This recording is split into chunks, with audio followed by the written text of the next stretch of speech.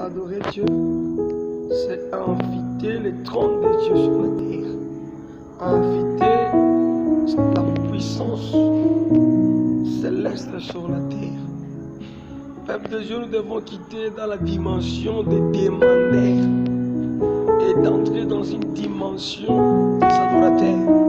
Vous savez, il y a quelque chose qui me plaît dans cette femme, Adane. Malgré qu'elle n'avait rien, mais elle pouvait adorer Dieu.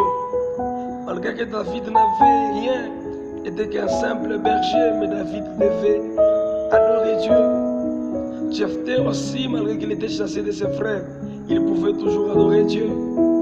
Donc là où tu es dans ta situation, malgré tout ce qui se passe, malgré les combats et autres, tu dois adorer ton Dieu.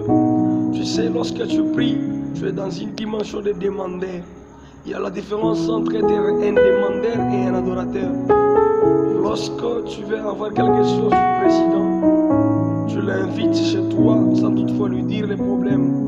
Alors lorsqu'il viendra pour répondre à ton invitation, il va d'abord remarquer ce qui ne va pas dans ta maison, ce qui ne marche pas. Donc avant que tu puisses lui dire quelque chose, lui-même pourra prendre même une décision de t'aider avant que tu puisses lui parler.